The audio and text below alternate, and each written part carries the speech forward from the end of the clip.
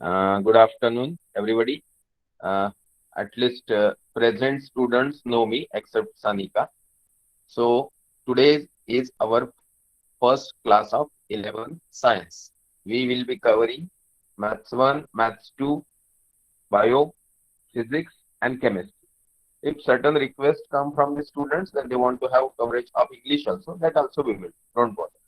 And other details will be sent to you related to any queries which are uh, relevant to our syllabus and subject will be sorted by WhatsApp messaging and you can put this group and we can do that. Now, what I will be talking to you is a general guideline pertaining to 11th standard. It's not that I'm going to talk about science or commerce or arts. It's not that I'm going to cover something which is connected to the future your selection for the career related to engineering or medical. I'll be talking in general. और ये जो मैं general बात करूंगा वो hardly एक 5-7 minute का रहेगा. इसमें मैं किताब या इंडेक्स नॉर्मली ओपन नहीं करूंगा. वैसे मैं करना चाह रहा था but that we can do some later stage. आज का इम्पोर्टेंट जो वो डेमो है बायोलॉजी सब्जेक्ट का 11th का, जो वर्षा मैडम ने की. और वर्षा मैडम ने एमएससी माइक्रोबायोलॉजी किया है और पिछले 4-5 साल से मैडम पढ़ा रही है. ऑफलाइन में हमसे कनेक्टेड थी और ऑनलाइन में पिछले 1 साल से वो हमसे कनेक्टेड है. And she is doing quite well as per his responses and feedback given by most of the parents and student. तो उनकी भी पढ़ाई में आपको कुछ ऐसा लगा कि you want to have some suggestions from your end, you are most welcome Vaishali madam, या मुझे आप व्हाट्सएप से मैसेज भेज सकते हो या आपको उनका कहा क्या अच्छा नहीं लगा. सो अभी हम सीधे बात करते हैं 11th की. जैसे कुछ होनहार स्टूडेंट हमारे साथ 10th में, उनसे मेरा बात हुआ. एंड जब बात पूछी गई कि क्या are you going for medical और इंजीनियरिंग, तो ऑब्वियस आंसर कि सर अभी उस पर सोचा जा रहा है and probably we will decide in a due course of time. This is very important. ये बहुत जरूरी है कि इस तरीके के आंसर आपकी तरफ से आए. जब तक आप इस तरीके के आंसर्स नहीं देंगे, मतलब आप एक्चुअली सोच नहीं रहे हो, ना ही पढ़ाई के बारे में सोच रहे हो, ना ही करियर के बारे में सोच रहे हो, ना ही नौकरी धंधे के बारे में सोच रहे हो, ना ही आपके लाइफ के बारे में सोच रहे हो, क्योंकि चीजें घूम फिर पे आएंगी आपके इंटरेस्ट के ऊपर. तो ये टाइम है. भले पिछला 1-2 1.5 साल हम लोग काफी तकलीफ में रहे पैंडेमिक की वजह से, ना दोस्तों से मिल पाना हुआ, ना स्कूल कॉलेज जाना हुआ.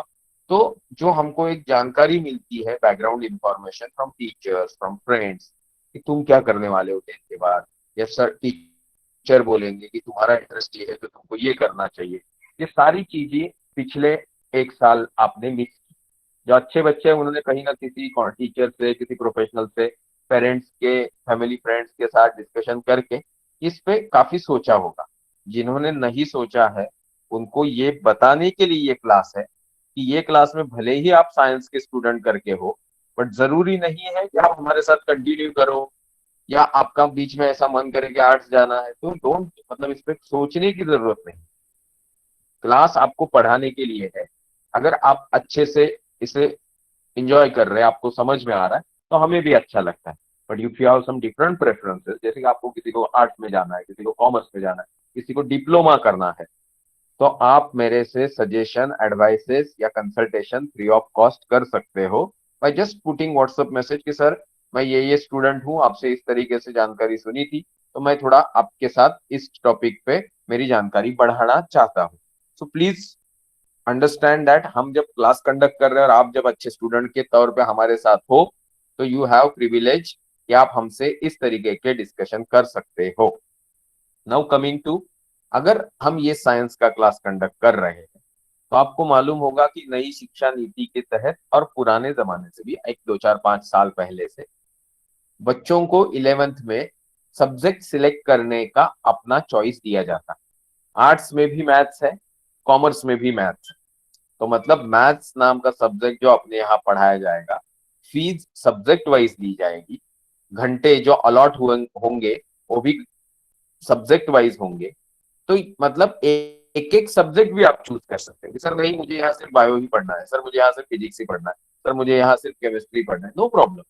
आप अपने चॉइस से चल सकते हो, बट सिर्फ टाइमिंग जो है वो हमारे चॉइस से चलेगा, क्योंकि हम ऐसे पकड़ के चल रहे हैं कि नॉर्मली इवनिंग आवर्स 7-7:30 या 8 PM are free for the college going student, क्योंकि कॉलेज शुरू होने के बाद भी आपके लिए क्लास उसी समय पे रहेगा। सैटरडे संडे में जो कमी रह गई उसको पूरी की जाएगी।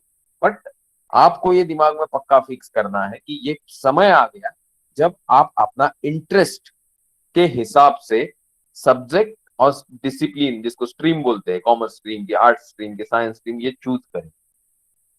जिन्होंने साइंस सोच ही लिया है उनके लिए एक जरूरी सजेशन और अप्रिसिएशन कि भाई आपने बहुत अच्छा काम किया है। साइंस में पढ़े हुए बच्चों का जो दिमाग का विकास है वो इतना अच्छे से हुआ रहता है कि कोई एक चीज में अगर आर्ट्स कॉमर्स साइंस और एक शहर और एक गांव या एक ऐसे जहाँ पे ज्यादा जानकारी नहीं होती इस तरीके के ऐसे पर्सनालिटीज के सामने रखूं, तो पॉसिबिलिटी है कि जिसने दिल से मेहनत करके साइंस स्ट्रीम लेके उसमें पढ़ाई की है उसको चीजें अच्छे से समझ में आती। और इसी के कारण साइंस पढ़ने वाले लोगों की बाहर दुनिया में, कम्युनिटी में बड़ी इज्जत। जो रिसर्च डेवलपमेंट होते हैं बहुत सारी टेक्निकल चीजों के ऊपर काम करके उसमें रिजल्ट्स लाने का काम साइंस ग्रेजुएट या साइंस पढ़े लोग करते हैं। अभी इस चीज पे मैं ज्यादा बात इसलिए नहीं करूंगा क्योंकि पिछला डेमो लेक्चर जो पिछले साल हमारा 11 शुरू हुआ था उसका लेक्चर जो मैंने आपके साथ शेयर किया था वो वीडियो आप 1 घंटा देखेंगे तो उसमें मैंने साइंस की जरूरत क्या है, फिजिक्स की जरूरत क्या है, और आप बच्चे लोग को एग्जैक्टली स्टडी करते वक्त साइंस में जाने के बाद या आर्ट्स कॉमर्स कहीं भी जाने के बाद जब अभी बड़े क्लास में आ गए तो आपको क्या क्या करना चाहिए। सुबह से लेके शाम का एक टाइम टेबल, उस टाइम टेबल में एकेडमिक्स के जो सब्जेक्ट है वो डेली 1-1.5 घंटा हर सब्जेक्ट को सेल्फ स्टडी के लिए जाना चाहिए। आपका जो इंटरेस्ट है उसके लिए एडिशनल आधा 1 घंटा जाना चाहिए। थोड़ी बहुत एक्सरसाइज के लिए जगह होनी चाहिए, एक्सरसाइज मतलब फिजिकल एक्सरसाइज, व्यायाम करने के लिए थोड़ी जगह होनी चाहिए। मन हल्का करने के लिए जो भी उस तरीके के एक्सरसाइज होंगे, कोई योगा करता होगा, कोई प्राणायाम करता होगा, कोई किताबें पढ़ता होगा, ये सब चीज भी आपको करनी चाहिए। तो अभी आप बड़े हो गए, अभी थोड़ा कुछ ऐसी आदतें डालनी है जो आपके पढ़ाई के काम में आ सके, प्रोफेशनल लाइफ के लिए आपको एक इक्विप करे, आपका फाउंडेशन बनाए, और आपको जिंदगी भर के लिए एक सक्षम, लायक, कैपेबल व्यक्ति बनाने में कहीं ना कहीं कंट्रीब्यूट करे। तो ये सब चीजें साइंस में होती है ऐसा नहीं है।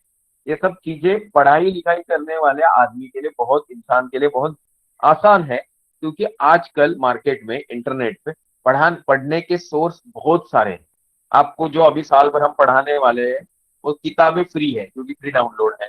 आपको हम जो पढ़ा रहे हैं, एक बच्चा अटेंड कर रहा है कि 100 बच्चे अटेंड कर रहे हैं कि 250 बच्चे अटेंड कर रहे हैं, एक ही खर्च हो रहा है, क्योंकि टीचर पढ़ा रहा है, टीचर को घंटे का और वो ऑनलाइन है, और उसके बाद उसके वीडियोस अवेलेबल है इंटरनेट पे।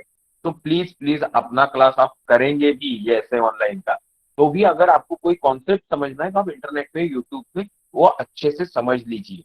साथ ही में हम तैयारी कर रहे हैं 11th की नहीं, 12th की भी नहीं, 12th के बाद के जो हमारे टारगेट है, किसी को महाराष्ट्र स्टेट बोर्ड की सीईटी देनी है इंजीनियरिंग, किसी को जीई का मेंस और एडवांस देना है, किसी को नीट देनी है क्योंकि उसको मेडिकल में जाना है, और मेडिकल में किसी को एमबीबीएस करना है, किसी को डेंटिस्ट बनना है, किसी को नर्स बनना है, किसी को बीएससी फॉरेंसिक साइंस करना है, किसी को पैथोलॉजी मतलब डीएमएलटी में जाना है या डी फार्म में जाना है।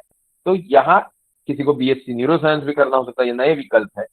तो प्लीज प्लीज आपके लिए ये सुझाव है कि आप 12th के बाद क्या करना चाहते हो, उस इंटरेस्ट से आप 11th-12th पढ़ेंगे। और इस मामले में शायद मैं पिछले 25 साल से जितने भाषण दे चुका हूं उसके उस कॉन्फिडेंस से ये तो बोल सकता हूं कि I can be great help to you. और ये हेल्प फ्री ऑफ कॉस्ट है, तो हेल्प फ्री ऑफ कॉस्ट है तो आपको उसका फायदा उठाना चाहिए। सिर्फ इतना ही होगा तकलीफ कि आप मुझे क्वेश्चन भेजेंगे तो मैं 15 मिनट में या 2 दिन में जवाब न दे पाऊंगा, बट जवाब दूंगा जरूर। तो आज मैं यही बताना चाह रहा था, 11th is the foundation of your professional applied education. 12वीं तक फिर से आप साइंस के कुछ स्ट्रॉन्ग फंडे पढ़ेंगे, आर्ट्स के या कॉमर्स के जिस डिसिप्लिन में हो, और उस आप होने वाला प्रैक्टिकल थेरोटिकल नॉलेज और डिग्री हासिल करोगे, सर्टिफिकेट, और उसके ऊपर आपकी जिंदगी का पूरा 60-65 साल तक का काम करने का फाउंडेशन ले किया जाएगा। तो जरा सोच समझ के इंटरेस्ट के साथ आपको आगे बढ़ना है। बहुत सारे बच्चे, अभी क्या है, 12th के रिजल्ट्स जुलाई एंड तक डिक्लेयर करने के लिए गवर्नमेंट ने कंपलसरी कर दिया। मैं पिछले 10 दिन में कम से कम एक 4-5 बच्चों को मिल चुका हूँ जिनके रिजल्ट्स आने हैं। मेरे ऑफिस कलीग के या ऑफिस कलीग के यहाँ काम करने वाले हाउस मेड्स वगैरह होती है, उनके बच्चों से मेरा बात हुआ। अभी जिंदगी में 60% के ऊपर कभी मिला नहीं, या जिसने जिंदगी में 60-65 के रेंज में रहा और उसने ना नीट की तैयारी की है, ना कोई और कॉलेजेस की एंट्रेंस एग्जाम की तैयारी की है, ना कॉलेज के बारे में जानकारी, सडनली एक गर्ल लड़की स्टूडेंट थी, उन्होंने मुझे पूछा कि सर मुझे तो नर्सिंग करना है, एक्चुअली मुझे डॉक्टर करना है, पर होना है, बट मेरे घर पे माहौल उतना अच्छा नहीं है, तो मैं नर्स बनना चाहती हूँ। मतलब माहौल अच्छा नहीं मतलब क्या? मतलब नहीं, मेरी माँ तो हाउस होल्ड काम करती है। देन आई आस्क्ड हर, तुम्हारे 10th में कितने परसेंट है? सर 55। मतलब 12th में कितने आएंगे? सर यही 56-57। तो बोला एमबीबीएस करने के लिए, डॉक्टर बनने के लिए जो नीट देनी होती है, वो आपने तैयारी की उसकी? नहीं सर, वो तो मुझे नहीं पता ना, वो अभी आप मुझे बताइए। इसमें घर की सिचुएशन का कुछ भी संबंध नहीं। जो उस कॉलेज में फर्स्ट आने वाले बच्चे को पढ़ाया जा रहा होगा, वो वही दूसरी बच्चे को भी पढ़ाया जा रहा है। तो आप सिचुएशन, परिस्थिति, घर वालों की कंडीशन, आजू बाजू की सिचुएशन, आपके स्कूल कॉलेज को गाली देना बंद कर दीजिए। आप अपने आप से सोचिए कि आप दिन में क्या 5 घंटा, 7 घंटा, 8 घंटा, 10 घंटा पढ़ रहे हो। अगर आप पढ़ रहे हो तो आपको कहीं हाईफाई कोचिंग क्लास जाने की अभी जरूरत नहीं है। जरूरत है किस, कौन से बच्चों के लिए, जिनको जी एडवांस में इस तरीके से मार्क्स लाने हैं कि उनको मुंबई आईआईटी चाहिए, चेन्नई आईआईटी में स्पेसिफिक सब्जेक्ट चाहिए, दिल्ली आईआईटी में चाहिए बीटेक करने के लिए। तो दैट इज एब्सोल्युटली एक्सेप्टेबल कि वहां एक हाई लेवल का कंपिटेंट गाइडेंस मिलना चाहिए। जो भी 95% के नीचे है उनको एक एवरेज गाइडेंस मिलना चाहिए, और वो आजकल इंटरनेट पे और हम जैसे छोटे मोटे ऑनलाइन क्लासेस में भरपूर और अच्छे तरीके से मिलता है।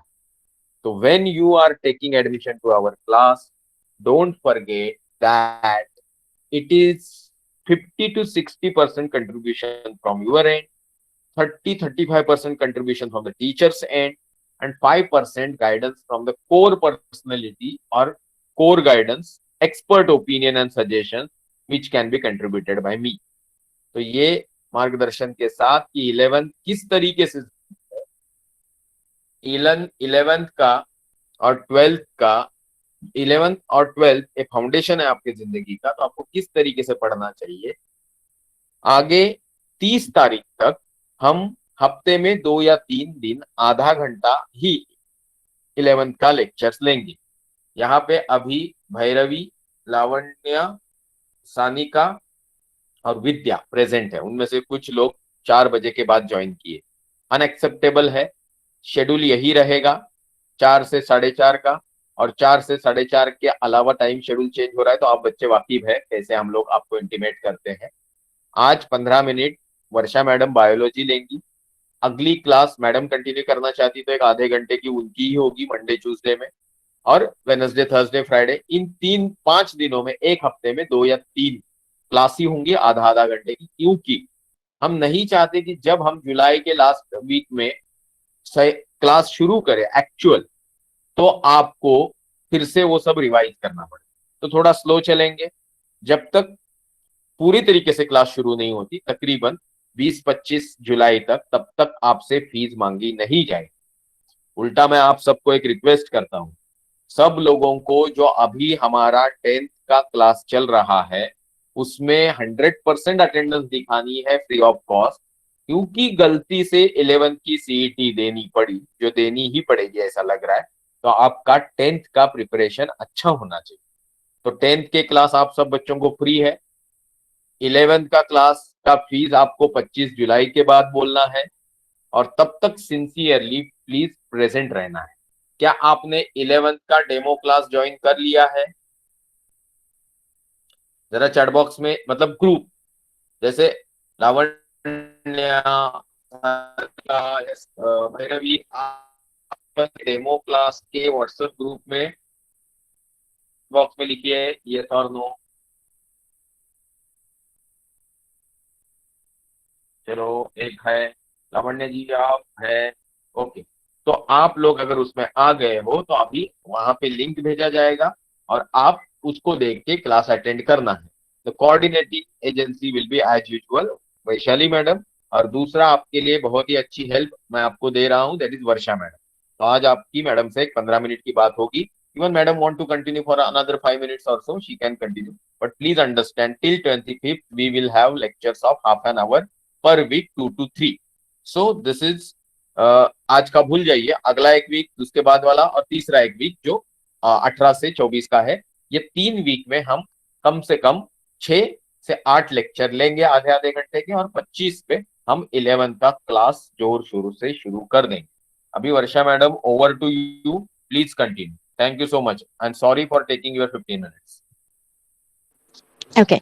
Good evening, students. This is Varsha Patil, and today we are going to learn your biologist chapter number 1, that is living world. Okay. So I'm sharing the screen. Please let me know in the chat box. Is it visible to all of you? Yes, my screen is visible. Okay, thank you. So this is your lesson number 1, that is living world. Okay. So in this lesson, we are going to talk about its introduction. Basically, I'm going to give you introduction to biology. Okay.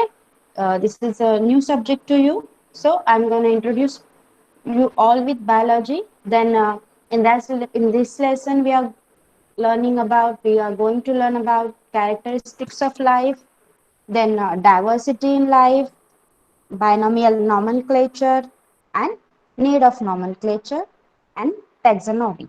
Okay. So this chapter basically gives you basic information, okay, about what, about our living world. Okay, so our living world is consisted of two factors, that is biotic factor, one is biotic factor and other one is abiotic factors. Okay, so can anyone tell me what are biotic factors and what are abiotic factors? Yes.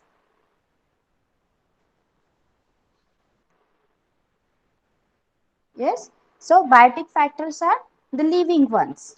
Okay. जे काही livings आहेत. Yes. Yes. Good. So biotic factors are living factors and abiotic are non-living. Okay. This you have learned. You are learning this from your third standard. Okay. Living and non-living things. So, this chapter basically gives us information about our living world, in that the living world is consisting of two types of factor, biotic and abiotic factors. Now, we will understand what are those. Okay. So, basically biology is study of these living things. Okay. Living things, and biology is study of these living things. So biology, in the to understand it, every concept, okay, everything in biology, to understand you have to understand a concept behind that. Okay, like a word cardio suggests it is related to heart. Okay, word neuro suggests it is related to brain. And derma, when you heard a derma, word derma, you have to understand that it is related to skin. Okay, like this, in the biology you have to understand concept behind everything. When a concept is clear to you, you are ready to go with your lesson or whatever. Okay, whatever that is included in the biology. Now, so we are going to start with our lesson. So see, here they have given us a basic principle of life. So basic principle of life, like some all the living things in our world have special characteristics. Yes, Can you tell me that characteristic that living organism possess? Yes, anyone? Can you tell me the main characteristics of living organism? This question was included the whole lesson you had learned in your 6th standard. Yes, growth, reproduction, and respiration. Yes, and okay, I will tell you the rest. See, growth, reproduction, ability to sense the environment, that is called as responsiveness to stimuli. Okay, then metabolism, respiration, excretion, metabolism includes digestion, and finally death. Okay, these all are main characteristics of living things. When a thing have gone through all these characteristics, then it is said to be a living thing. Okay. जेव्हा ह्या सगळ्या गोष्टी एखादी गोष्ट follow करत असते तेव्हा त्या वस्तूला आपण लिव्हिंग असं म्हणू शकतो. ती वस्तू जीवित आहे, ती गोष्ट जीवित आहे असं आपण म्हणू शकतो. Okay. So let study each character. First is growth. Okay, so what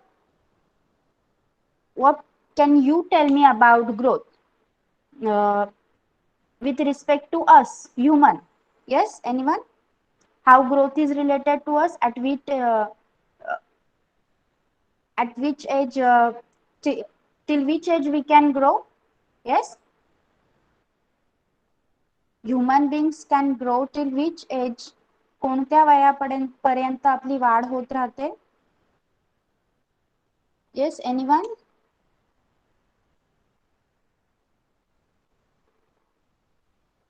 Yes, yes, good. It's 18. Okay, after that तुमचं वेट वाढू शकतं, तुम्ही फॅट होऊ शकता, you can get slim, but mostly तुमच्या हाईट मध्ये फरक पडत नाही. ओके. आणि what about plants? Can you tell me anything about growth characteristic of plant? How growth is related to plants? झाडांमध्ये, वनस्पतींमध्ये वाढ कशा प्रकारे होते? Yes, it's unlimited. ओके, ते त्यांच्या पूर्ण जीवन कालापर्यंत वाढू शकतात. Okay. Next is reproduction. Okay, so reproduction in the plants, sexual types of reproduction takes place, and in human being sexual types of reproduction takes place. Then ability to sense a environment. Yes, can anyone give me an example of responsiveness to stimuli? Yes, a very example you can give me, like when we plant, when we keep a plant in a pot, okay, and we keep that pot in our window, what will happen? The pot started growing by the side of sunlight. जिथून त्या झाडाला, त्या छोट्या झाडाला जिथून sunlight मिळेल तिथून तो त्या साइडने, त्या बाजूने तो वाढायला सुरुवात करतो. म्हणजेच काय? It is giving response to a stimuli. Okay. Then metabolism.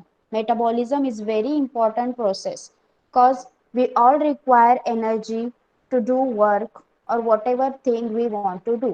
कोणतीही गोष्ट करण्यासाठी, कोई भी चीज करने के लिए हमें एनर्जी की जरूरत होती है, और वो एनर्जी हमें मिलती है किससे? Yes, from what we get our energy? Tell me in the chat box. Food. Okay, so we require to eat food for getting our energy, and and the process like catabolism and anabolism. Okay, catabolism and anabolism, these two processes are involved in your metabolism. The process of digestion is called as metabolism. Okay, so what is catabolism? Catabolism मध्ये काय होतं? It's a process that breaks down complex big molecules into the smaller ones. Okay, जेव्हा तुम्ही अन्न खाता तेव्हा त्या अन्नाचे छोटे छोटे तुकडे करण्याचं काम ज्या प्रोसेस मध्ये होतं त्या प्रोसेसला कॅटाबॉलिझम म्हणतात. And anabolism includes the synthesis of complex molecules. Okay, जे काही मॉलिक्युल्स ब्रेक झाले आहेत त्यामधून न्यू मॉलिक्युल्स तयार करणे आणि ते आपल्या बॉडीमध्ये, ब्लड मध्ये सिंथेसाइज करून घेण्याचं काम ज्या प्रोसेसने होतं त्याला अनाबॉलिझम म्हणतात. Okay, so this was still metabolism. Next is respiration. For respiration, which two gases are involved in respiration? Human respiration. Yes. Which two gases are involved in the respiration of human being? Oxygen and carbon dioxide. Good. Intake, we intake oxygen and exhale carbon dioxide. Okay, so this is very important feature of a living thing. Then excretion, whatever food material is going in our body, the part, some part is utilized and some part is converted into waste, and that waste material has to go out of our body, otherwise it will harm us. Okay, जे काही waste material आहे ते आपल्या बॉडीतून बाहेर जाणं खूप जरुरी असतं, खूप इम्पॉर्टंट असतं. त्यामुळे ते ज्या प्रोसेसने बाहेर टाकलं जातं त्याला एक्सक्रीशन म्हणतात. Okay, then finally death. Okay, प्रत्येक organism, every living thing had to die. Okay, प्रत्येक लिव्हिंग ऑर्गॅनिझम हा मृत्यू पावत असतो. These all are the characteristics of our living organism. Okay, now the biodiversity. Okay, now we will learn something about biodiversity. So what is diversity? Diversity is variety. Okay, diversity is variety, and biodiversity means variety of life forms existing on the earth. Okay, we are living on the earth. Okay, our earth is our world, and in our world there are many types of plants, insects. Okay, then animals, birds, there are of many types, and these all varieties, including us the human being, these all varieties are called biodiversity. Okay, so for biodiversity we have to maintain the ecological balance of the biodiversity, ecological balance on earth we have to maintain. Why it is important to maintain a ecological balance on earth? Because see, अपने अर्थ पर खूब प्रकार के organisms आहेत. Okay, अर्थ पे बहुत सारे types के ऑर्गेनिजम होते हैं, त्यांना आपण बायोडायव्हर्सिटी म्हणत असतो. आणि त्यापैकी जर एकही प्रकारचा ऑर्गॅनिझम मृत्यू पावला, ओके, तर एक फूड चेन असते. Yes, have you learn about food chain?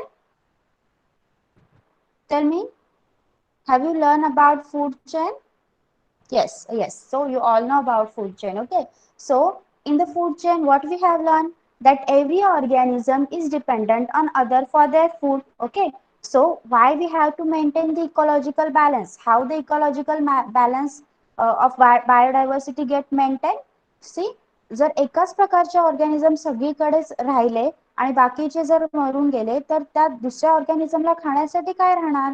Okay, आपल्याला हे माहिती आहे की फूड चेन रन होत असते. प्रत्येक ऑर्गॅनिझम हा काही गोष्टींसाठी, कोणत्या ना कोणत्या गोष्टींसाठी दुसऱ्या ऑर्गॅनिझमवर डिपेंड असतो. म्हणून ते मेंटेन राहण्यासाठी आपल्याला आपल्या अर्थचा इकोलॉजिकल बॅलन्स मेंटेन करणे खूप गरजेचं आहे. We have to maintain ecological balance on earth.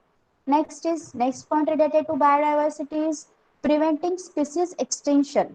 Okay, so how we can prevent the how we can maintain the ecological balance? So best way is we have to prevent species extinction.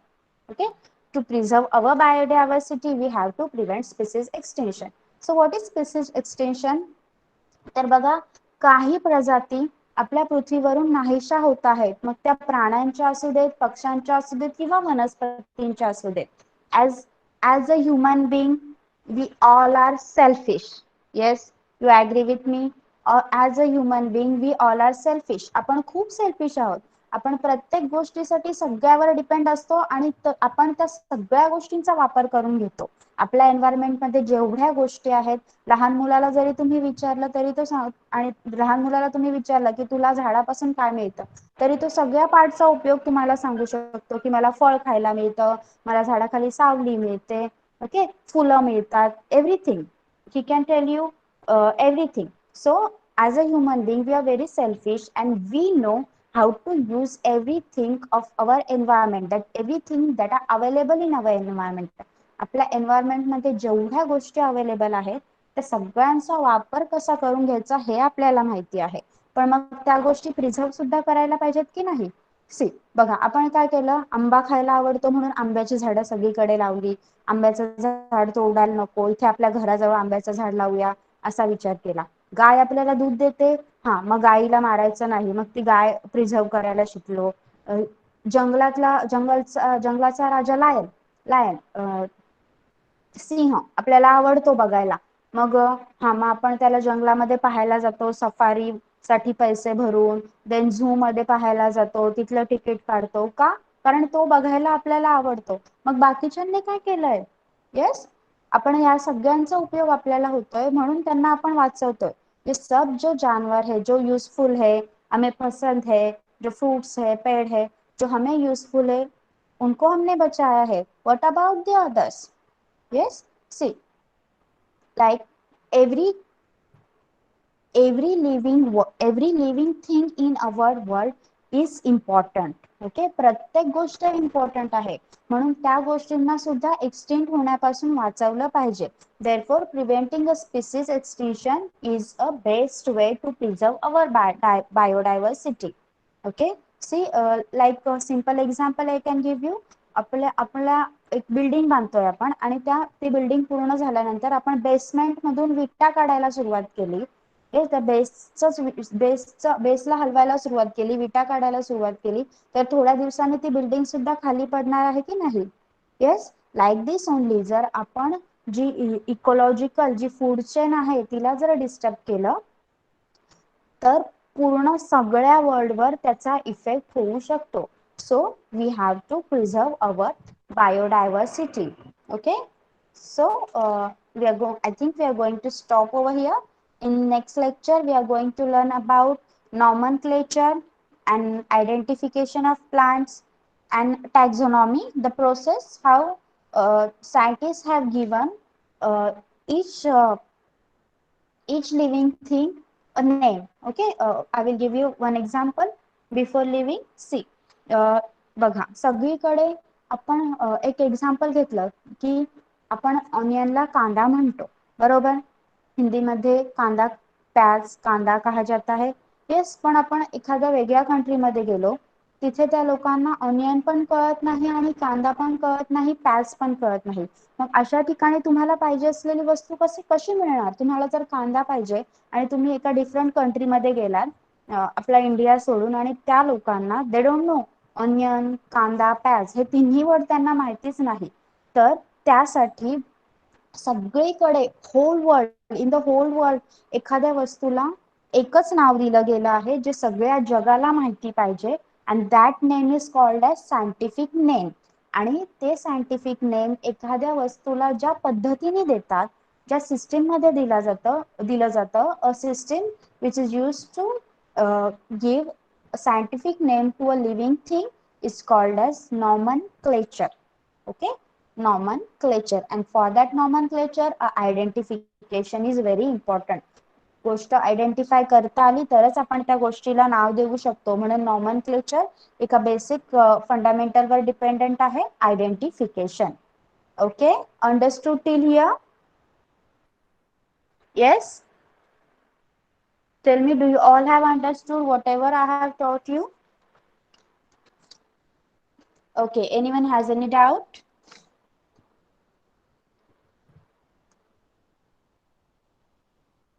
okay, if no, then I'm going to stop over here. yes sir, you can continue if you want to say something.